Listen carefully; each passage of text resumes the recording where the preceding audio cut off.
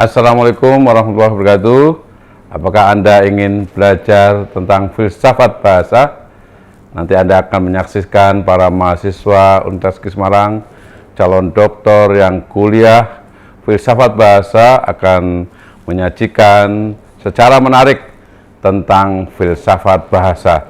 Apakah filsafat bahasa itu? Filsafat menjadi pondasi keilmuan dalam membangun peradaban. Filsafat merintis dan menyemai lahirnya ilmu.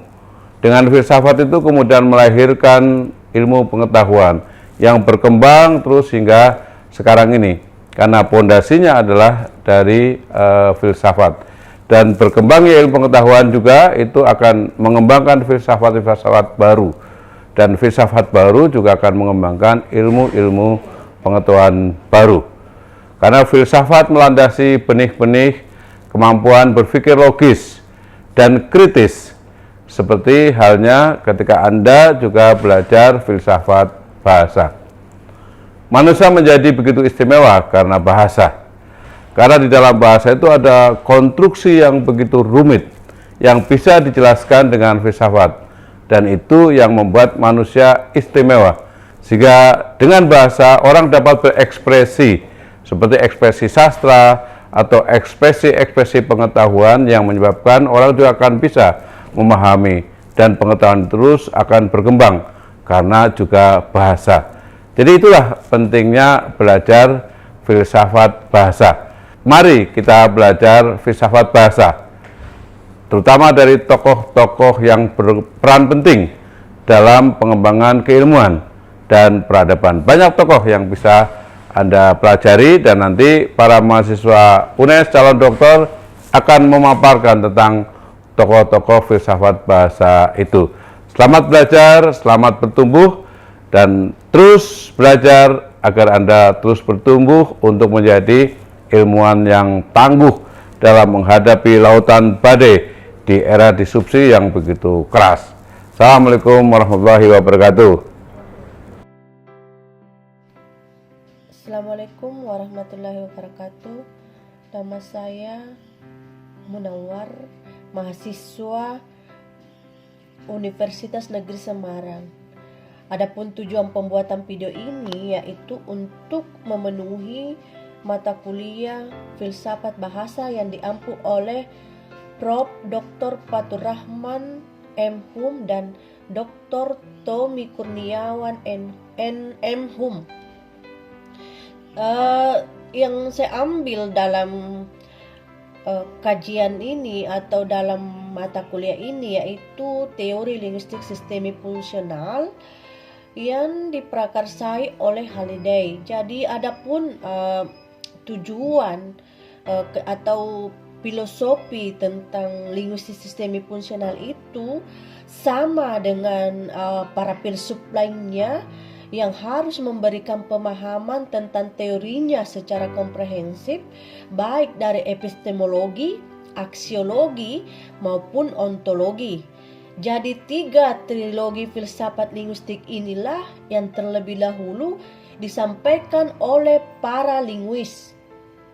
Halliday membangun teori linguistik sistemik fungsional berdasarkan empirisme. Halliday menyatakan bahwa setiap individu membangun bahasa dari pikiran berdasarkan pengalamannya. Pengalaman yang mereka rasakan sendiri dan pengalaman orang lain yang berada di pikirannya, lalu diungkapkan melalui bahasa. Halliday 2000.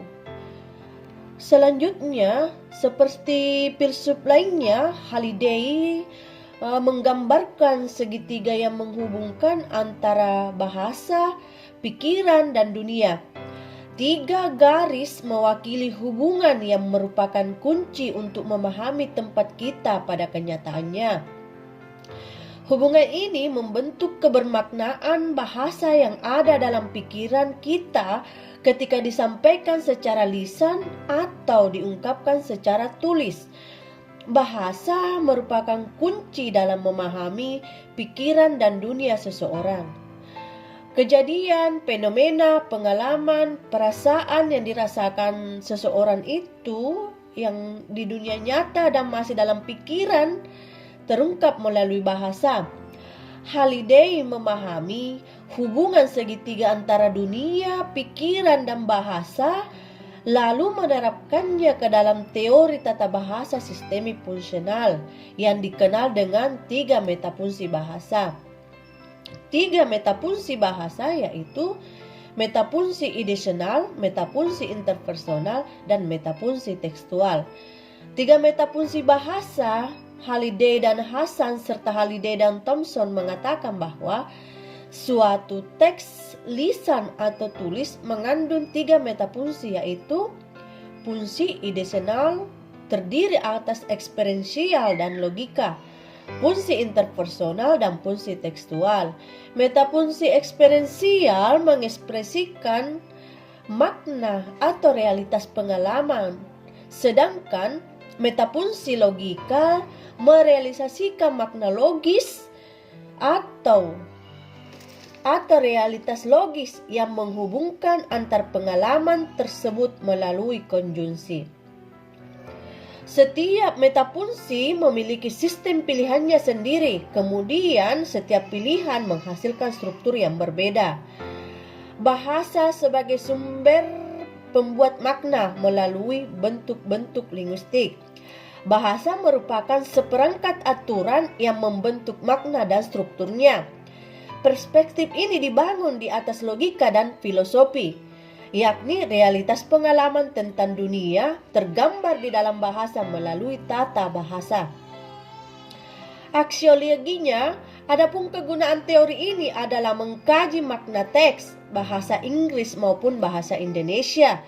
Selanjutnya, makna yang ingin diketahui yaitu makna metafungsional setiap teks itu, konteks situasi yang menyertainya, dan konteks budaya yang melekat dalam diri penulis.